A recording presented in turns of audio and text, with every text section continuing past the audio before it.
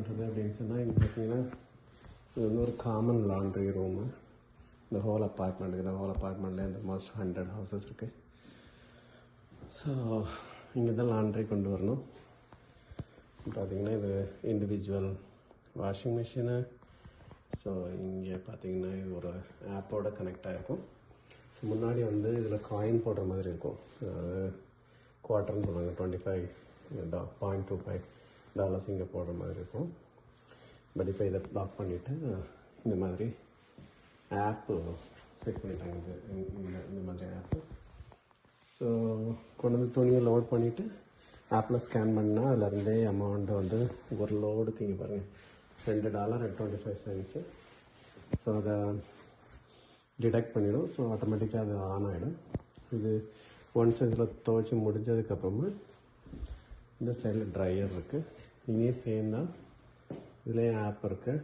$2.25. பார்த்தீங்கன்னா இதுதான் dryer. So try பண்ணி உங்களுக்கு கொடுத்துரும். ட்ரை பண்ணதுக்கப்புறம் முக்கியமாக இதில் டேபிள் மாதிரி கொடுத்துருக்காங்க பாருங்கள். இதில் எடுத்துகிட்டு வந்து முக்கியமாக எல்லா துணியையும் மடித்து அப்படியே எடுத்துகிட்டு போயிடுவோம். ஸோ இதுதான் இங்கே வந்து லாண்ட்ரி. ஸோ கொஞ்சம் புக்ஸ் எல்லாம் வச்சுருக்காங்க. யாராவது இங்கே உட்காந்து லாண்ட்ரிலாம் முடிச்சுட்டு போகணும் அப்படின்னா கூட. But most of the people வந்து கொண்டு வந்து போட்டுட்டு வீட்டுக்கு போயிடுவாங்க. அந்த ஆப்பே வந்து உங்களுக்கு மெசேஜ் அனுப்பிடும், லாண்ட்ரி டன் அப்படின்னு சொல்லிட்டு. ஸோ உடனே இங்கே வந்து திருப்பி மாற்றி போட்டு எடுத்துகிட்டு போகிறதால தான் இந்த மாதிரி தான் இருக்கும். இதில் வந்து அட்வான்டேஜ் இருக்குது, டிஸ்அட்வான்டேஜும் இருக்குது.